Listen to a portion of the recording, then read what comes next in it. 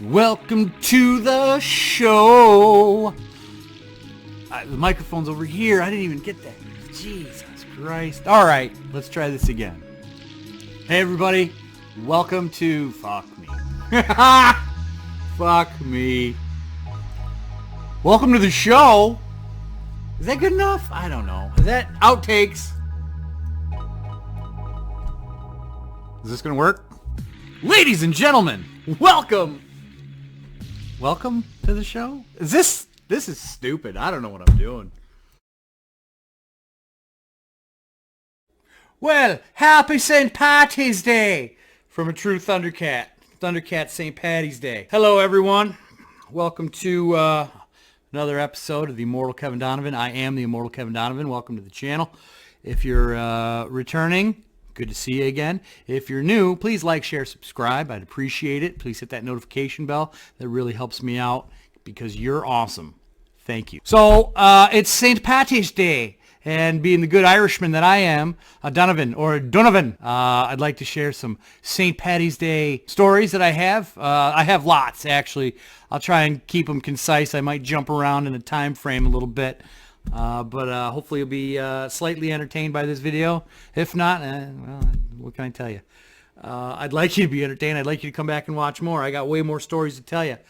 So let's start with St. Patty's Day. I'm a good Irish boy, so let's talk about this right here.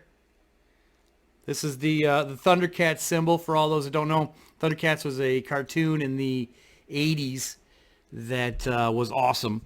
And there was a house that I lived in with my good friend DJ Thaddeus, and a trivia team named themselves the Thundercats as their trivia team name, and that kind of caught on. And then somehow or another, that group got to be known as the Thundercats outside of trivia, and then a lot of those guys were all our friends as well, and we all kind of merged into a large friend group, and we called ourselves the Thundercats. And the house that we lived in, it was Thaddeus and Kenny and myself and Matt and Craig and Benny, and that was the Thundercats lair. And we all got matching sweatshirts because we all participated in a little thing called Parade Day, which is Parade Day in Binghamton, which happens usually early March before actual St. Patty's Day. All of Binghamton got together. They made a huge parade, and it was a crazy time. I have no other words for it. It was just complete insanity. The place was packed. People came from all over to participate in Parade Day. And, of course, we participated in Parade Day, being involved in the actual parade itself for, I think it was about 9 years, maybe 7 years. I'd been going to Parade Day for like a decade. So Thaddeus ran his own mobile DJ service called Elite Sounds, and he DJ'd on State Street at the Flashbacks. And eventually I started working. He subcontracted me and another guy to do a karaoke show at Boca Joe's, which is the club inside of Flashbacks. So if you're on State Street, you'd walk into Flashbacks, you'd go up the steps, and there's Flashbacks on your right. And there was another entrance to the separate club, which was called Boca Joe's at the time. They renamed it to Paradigm, and now I think all that's shut down. I don't think that they exist anymore. If they do, I apologize. Go check it out. If not, don't worry about it. These things happened back in 2000 and oh man, I don't remember. I moved into Thad's house in 2004. Lived there till 2009. And I still participated with the group in Parade Day for many years after that as well. What a time we had. And I remember Thad was DJing downtown. This is before, I didn't know about Parade Day for a long time. And Thad was DJing downtown. He and I were out that night. I think I was at his show, his trivia, I believe it was. Maybe it was a karaoke that I helped him with. I'm not really sure. But we were downtown, and because he had DJ'd at Flashbacks and did a trivia there, we knew the guy that ran the place. His name was Gino. And Gino was a great guy. I still got him on Facebook. I'd like to talk to him. Gino, if you're watching, love you, buddy. He's a good dude. But Thad and I were down at Flashbacks after the show. We were hanging out, having drinks, meeting people, saying hi, doing stuff. And Gino comes up, and they're getting all these tables up, and they're getting all these chairs up, and they're getting all this stuff ready. And I'm like, it's getting towards the end of the night. And I'm like, what are you guys setting up for? You're closing down. And he's like, oh, tomorrow. This is a Friday night, mind you. And he's like, oh, tomorrow we're going to be open all day. And I'm like, what? What for? He goes, parade day. And I'm like, what's parade day? And he just looked at me with the dumbest, like, are you kidding me right now face? Like, he couldn't believe that I didn't know about parade day. I had no idea. Man, this is my parade day hat. I apologize for how gross it is. I haven't pulled it out of the closet in a minute. You can tell it's all wrinkly. It's got some discoloration all over the, right there on the brim. And yeah, she's old. That's a shamrock that it used to be a complete shamrock, kind of got peeled off. This hat's seen some days. So anyway, Gino's like, yeah, we're getting ready for parade day. I'm like, what's parade day? He's like, what the f are you talking about? What do you mean what's parade day? Parade day is the biggest day of the year in Binghamton. I'm like, what? Had no idea. So what it is obviously a celebration of St. Patrick's Day. Everybody wears their green. They pretend to be Irish, even if they're not. Cultural appropriation. They have a giant parade through the middle of Binghamton. They started at the B-Mets Stadium. I'm sorry, it's no longer the B-Mets. We're the Rumble Ponies now. But they had been the B-Mets. But the Nice Egg baseball stadium, they started in that parking lot, then kind of zigzagged up through some side streets, got onto Main Street, and went all the way down to the VFW that was down there. And I don't remember the mileage of it. Couple miles, I guess, 2 miles, 3 miles, 5 miles. I don't remember. The mayor and a lot of other big wigs and city council people and whatnot would all be hanging out at the VFW, and that's where like the news crews and video cameras and stuff were, and they were judging all the floats and the people marching in the parade. Just past the VFW was a bar called the Belmar. So to us, it was Nice Egg Stadium to the Belmar. For the first year, I woke up super early after Gino told us about it. He's like, yeah, it starts at like 8 a.m. You know, the bar opens at like 9 a.m. or something like that. And so I woke up ass early, made Thad get up, and I'm like, we're going to parade day. We go down, couldn't find parking. I couldn't believe it. There's 80,000 people in Binghamton. 80,000 people showed up to watch parade day. Like, it was packed. It was insane. We couldn't find parking for forever. We finally found a weird spot out in the back of some building, and we walked downtown on State Street. State Street was kind of the main hub of the drinking in Binghamton. I think it still might be. A lot of the SUNY kids go down there because there's a bunch of bars that are all right next to each other all the way up and down State Street. And there used to be a parking garage structure that sat on the corner. So there was parking. There was a bunch of bars that were all in one little block. And they actually came eventually to start. The police station is just down the road too, and this is right by Veterans Memorial Arena, the local arena in Binghamton. But the cops used to come down, and eventually just a regular Friday night, Saturday night would be so crazy on State Street, they'd literally put horses on and block off State Street just so all the people, it was just a mosh of people out there. The sidewalk could not contain the hundreds and hundreds of kids that were walking around. I say kids, but it was, college age kids and guys like me and Thad and our crew walking around, running around State Street and having a good time drinking, just enjoying ourselves. A lot of mayhem, a lot of nonsense, a lot of silliness, some debauchery, some bad things went down as well, but try not to focus on the bad things. So anyway, Thad and I, we get Thad up, we go park, we walk down to State Street.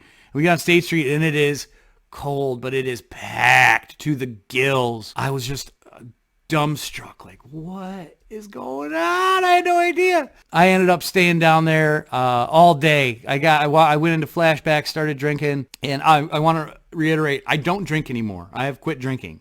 This is many years ago that this happened. This is circa 2004, 2005. So this is a while ago. I ended up spending an all day downtown Binghamton on parade day, watching some of the parade, bouncing in and out of the bars, and just had a melee of a time. Day drinking, turned into night drinking. Wow, did I have a ball.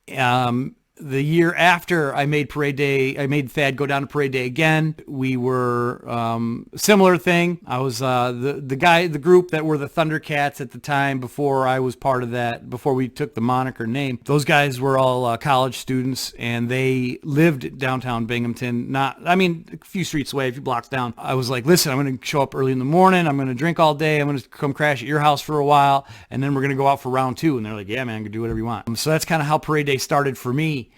Then the third year, parade day rolled around. Instead of just going out and partying, Thaddeus became friends with the program director at Wild 104, the radio station in Binghamton. And the program director, Matty J, was like, why don't you guys come be in the parade? Wild 104 has to be in it. Why don't you guys do it?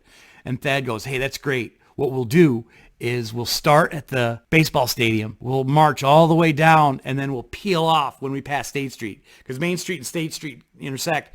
So he's like, as soon as we get to State Street, we'll just peel off and go drinking. And I'm like, sweet, let's do that. And we got a bunch of friends together. Matty J handed all of us Wild 104 stickers, dozens and dozens and dozens of these stickers. And they're just little stickers. They may still be stuck on me somewhere. I don't know. I remember that year we just had stickers, and we were handing out stickers to all the kids and putting stickers on each other and putting stickers on other things. Maybe it was vandalism. I don't think so. They were little stickers. They peeled right off. Wild 104 had its own van SUV that was wrapped in the Wild 104 stuff. They had a speaker on top, and they were jamming music and just drove real slow down the parade route. We walked with the SUV and handed out stickers and waved. We thought that was the greatest thing ever. We were like, this is the coolest thing. And I remember we got to State Street, and I was so involved with being in the parade. I was having so much fun. I'm handing out stickers. I walked past State Street because it's packed with people on both sides. When you're in the road and walking in the parade, you can't tell kind of where you are unless you look up at the top of buildings, and then you can kind of figure out, this is where I'm at. Like it was so packed. It was so crazy. It was just full of insanity. But I remember I passed State Street by just a little bit, and I'm looked around like, oh wait, I passed it. I gotta go back. So I ran around, and I jumped over the barrier, and I kind of get out, move, and I kind of swam through the people.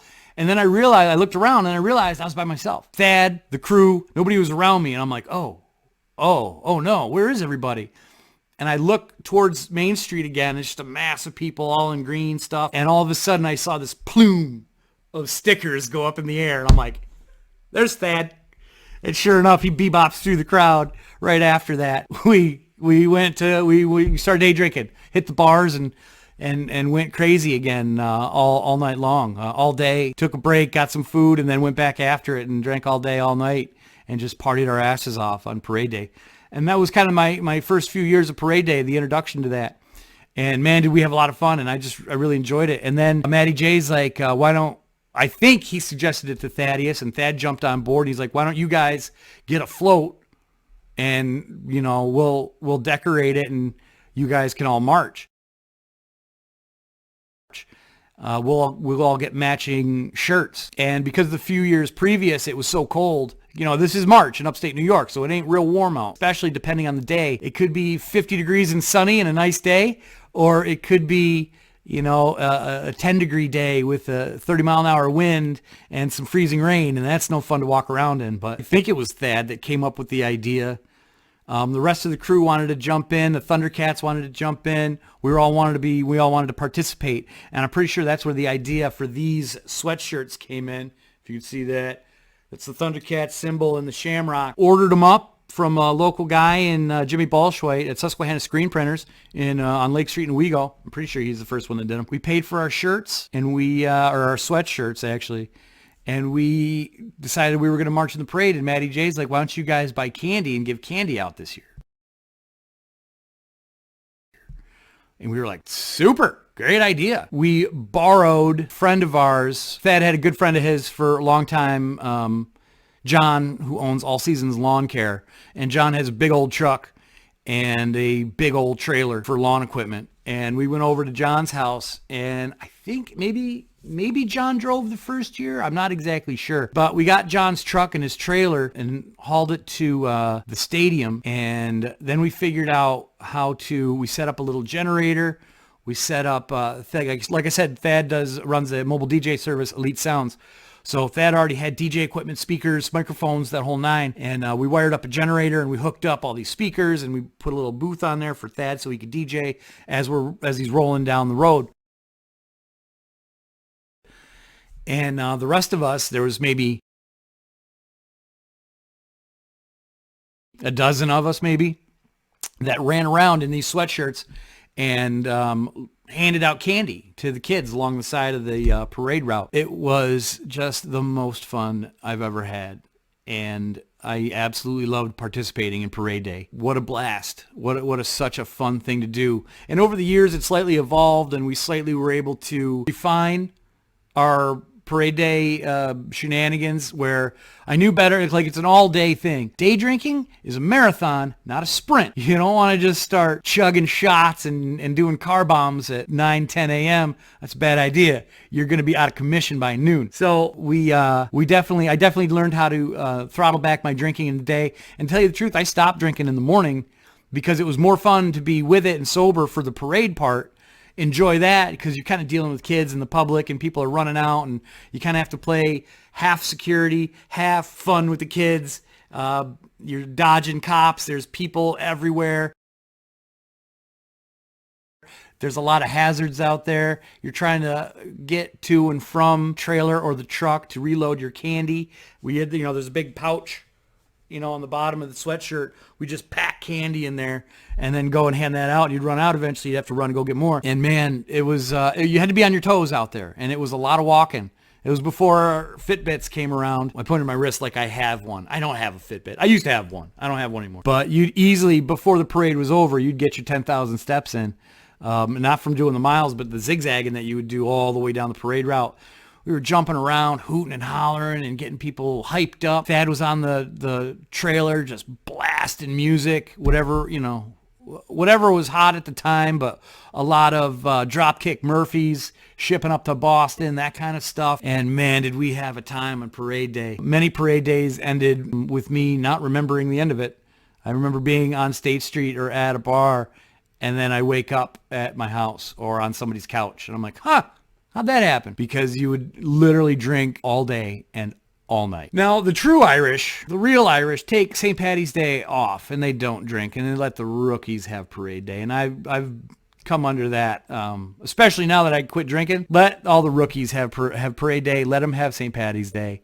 I'll still wear my green. I'll still say Happy St. Paddy's Day to everyone. I don't participate in the wildness anymore. That's not for me. So those days have kind of passed over, but I celebrated a lovely 9 years, 10, maybe 10, a decade. I spent a decade doing parade day. I didn't miss one for 9 years straight. We were in the parade for 9 years.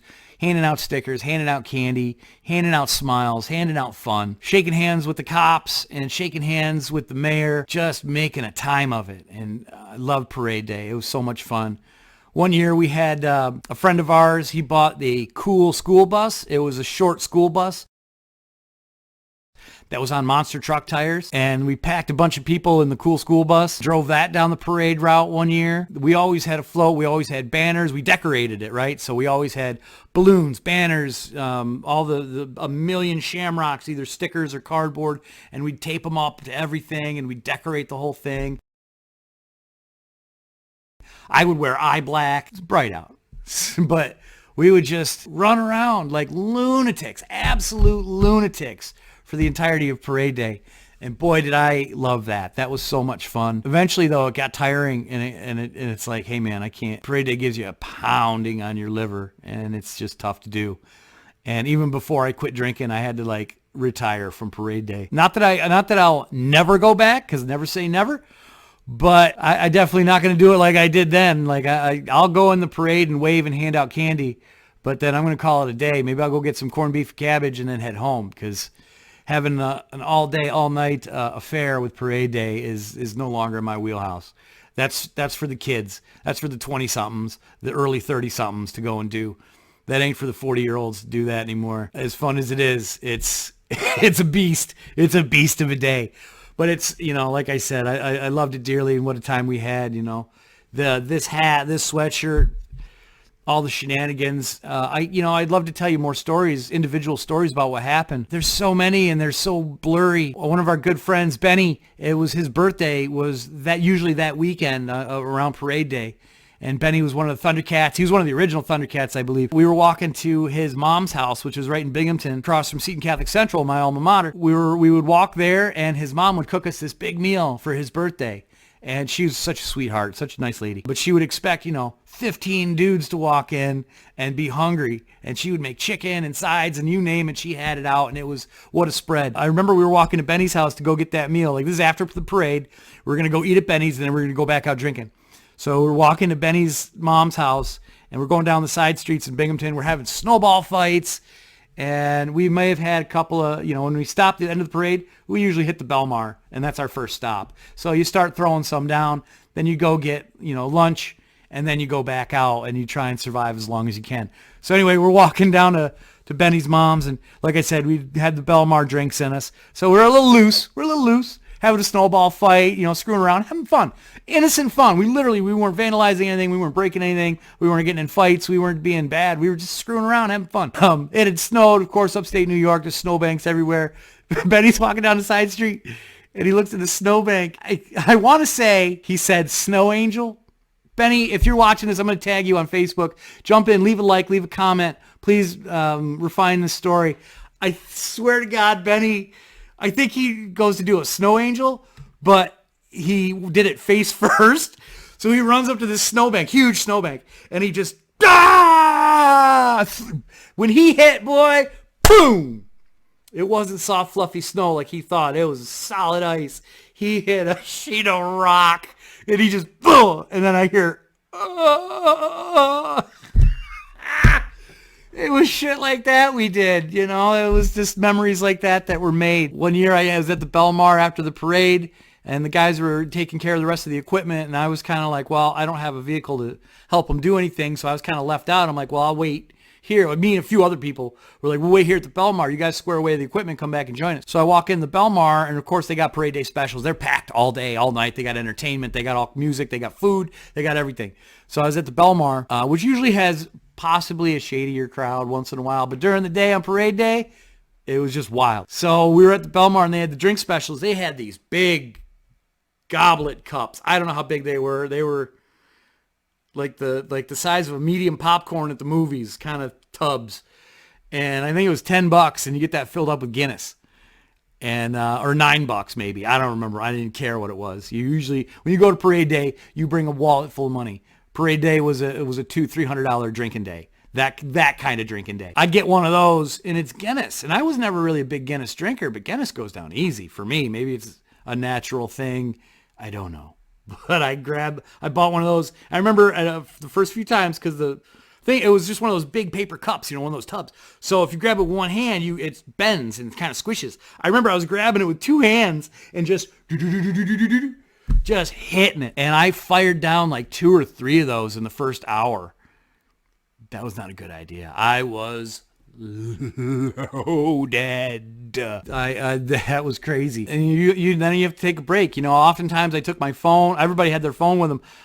For several years, I took my phone, I dropped it into a Ziploc bag, and I pushed all the air out, and I Ziplocked it, because your fingers still work through the Ziploc, but now your phone's waterproof. And when you're walking around parade day, you're getting drinks spilled on you, you're jumping in the snow, you're getting in snowball fights, you might fall down, something might happen. You want to protect your phone. So besides having a case on it, you definitely want to make sure that water wasn't going to hurt it. Or if you put it on the bar or something, it was bound to have somebody spill something on it. There's no way you're going to keep a dry phone at the end of parade day. So I'd put my phone in a Ziploc bag, because after a few years, I was like, I'm not going to ruin my phone today. So I'd always wear this sweatshirt. I'd always wear this hat, and we would always go down and just shenanigans galore. There was one year, I think it was one of my last years going to parade day. I think it might have been the last year I was going to parade day. I was so drunk. We were in the upstairs of Dillinger's. If you walk into Dillinger's on State Street, they got that huge place in the first level, and they got the great patio out back, and they have the outside bar. The bathrooms are in the basement, which kind of sucks. They also made an upstairs, another club upstairs, which is a little more exclusive, a little more private. During the week or the weekends, they'd have dress code. You couldn't just go up there looking like looking all scummy. You had to put a nice shirt on, shoes, not sneakers, that kind of thing. Well, they'd open it up for parade day anyway, and I remember we were up there. I vaguely remember we were up there, and somebody from Dillinger's took my picture, and I'm wearing this sweatshirt. I'm just sitting back, and I went, there's an infamous picture of me doing that. This hat, this sweatshirt, and I was gone. And I don't remember what happened. I decided that I didn't want to be there, I guess. I don't know. People thought I was going to the bathroom. I don't know. So I walked downstairs, and I walked away from everybody in my own drunken brain. Walked down into downtown Binghamton by myself, all super wasted. Not the best idea, a little dangerous. And I literally woke up on the ground at night, kitty corner across from the Lost Dog Cafe by that parking garage. Don't know how long I was out. Don't know when I got there. Don't know when I passed out. Don't know how long. Don't know any of that. I just literally, I remember waking up, like arm out. I wake up. And I look and I realize, oh shit, I'm outside. Oh shit, I'm on a sidewalk. And I sit up and lean against whatever was behind me, the building. It was a parking garage. It was behind me. I lean up against the brick and I look around and I don't know where I had no idea where I was. I look around and I see a kitty corner across the intersection was the Lost Dog Cafe. And I was like, how did I get here? What happened? I got up and I physically was so drunk I couldn't walk. I could kind of hobble, but I couldn't walk. I couldn't stand up straight. I could barely form words and sentences. My coordination was gone. I couldn't function. I had drank so much Guinness that day and so much Jameson and car bombs and you name it, I drank it. I blacked out, walked away, passed out on the sidewalk, woke up. Thank God nobody came around and did anything to me because I was helpless. I didn't get robbed. I didn't get mugged. I didn't get hurt in any way. I didn't get arrested. By the grace of God, I walked into the Lost Dog and they took one look at me and there I think I heard the bartender like, don't serve him.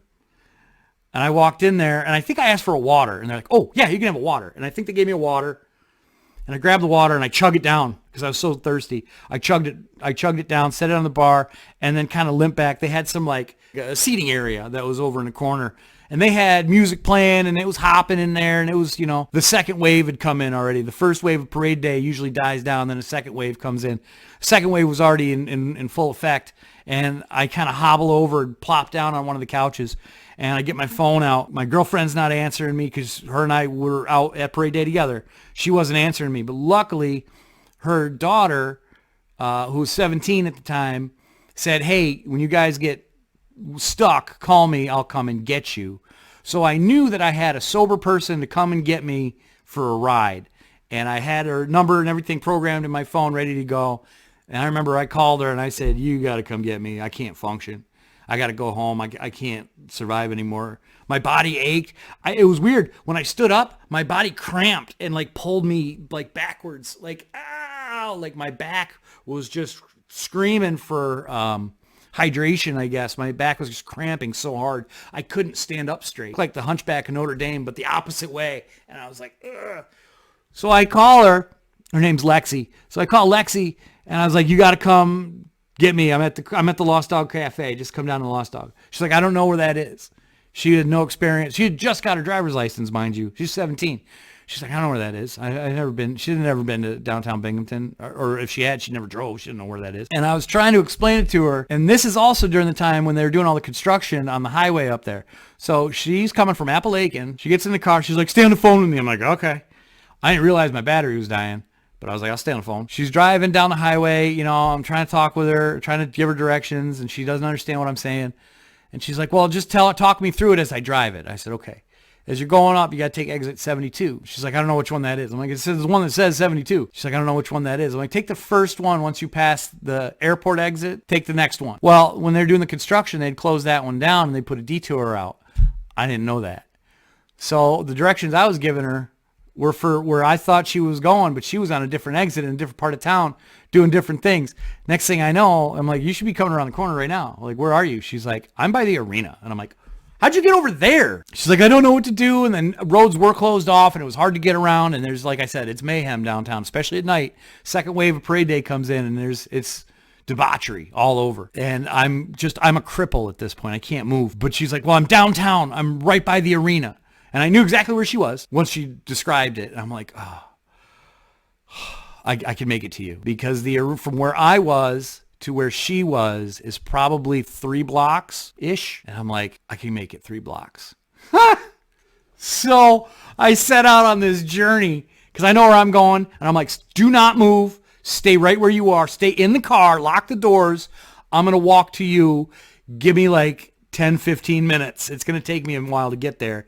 I'm not in good shape. She's like, I'll stay right here. So my goal then was to walk to the Lexi to get home. I'll try and show you. I was, oh, by the way, McDrunken. People were screaming McDrunken at me all day long. I was walking, like, my back was cramping. So I was like this, but I was hunched to a side. My right arm was just dangling on the ground, and I could walk like this.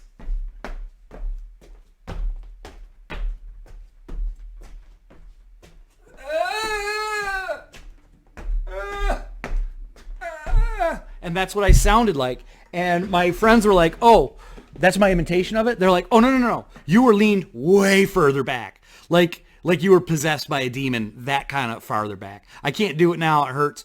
But apparently I was leaned way over. Like my knuckles were dragging on the ground. That's how far bent over I was. But for some reason, my body wouldn't let me stand straight up. My back was cramping so bad. My stomach hurt. My side hurt. My muscles were just cramping so bad. I was so dehydrated and so drunk that my body wasn't functioning. So I'm creeping like that down the road. And as I'm passing walls, I'm leaning on them and dragging my shoulder across the wall to try and keep me upright. And I get finally to the intersection to cross Main Street. And it's a big street. There's lots of traffic. There's lots of mayhem going on. I can't walk in a straight line. I can't walk fast. I can't even walk upright at this point. There is a place, I believe it's Galaxy Brewing Company, that's right up there by the corner. Apparently, all my friends, these guys, were in there.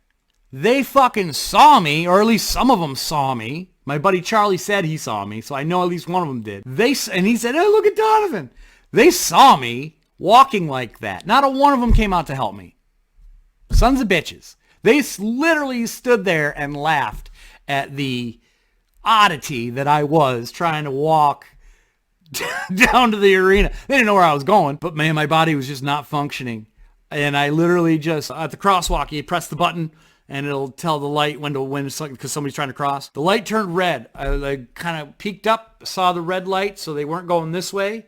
I took a deep breath, tried my hardest to straighten up and walk, and it did not work out very well. I didn't fall over, but I didn't make it. I zigzagged through the whole crosswalk as the gimp, dragging my knuckles, trying to get out there. And I finally crossed the road, didn't get hit.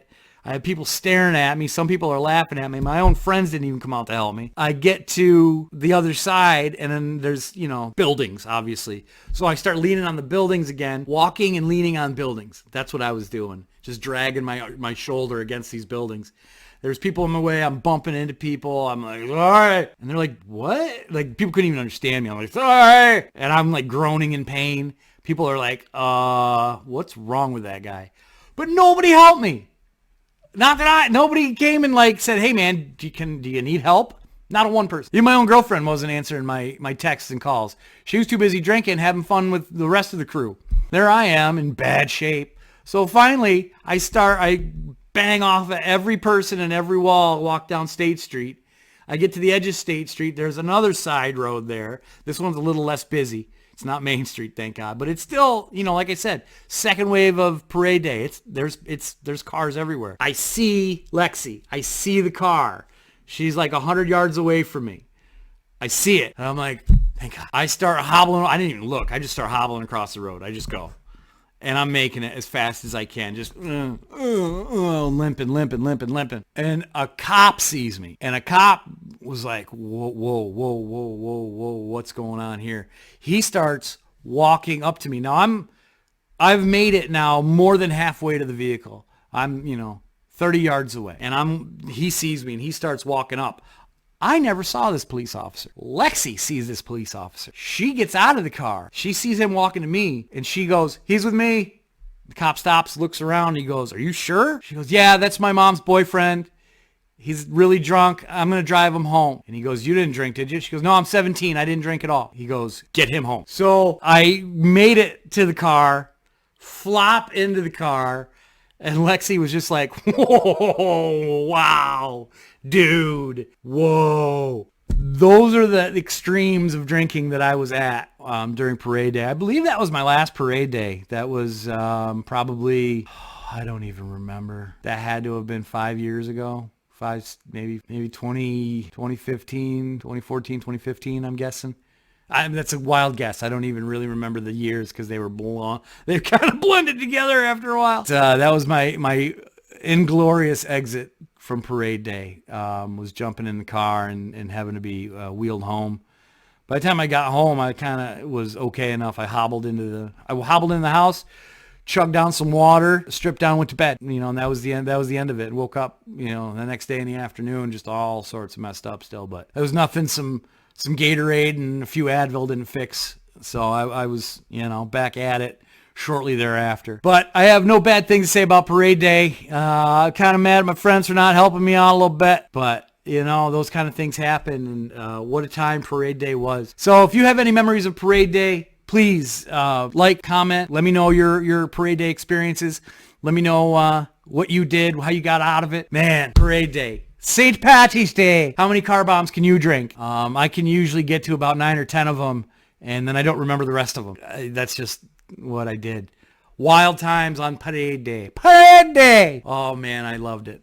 I loved it at the time, and now I'm so glad that I did it. I have those memories, some of them. I'm not going to do that anymore. I might become the mayor, and I might judge a parade, but I doubt I'm going to ever do that again. That's not really in my wheelhouse. So if you like this video, please go ahead, leave a like.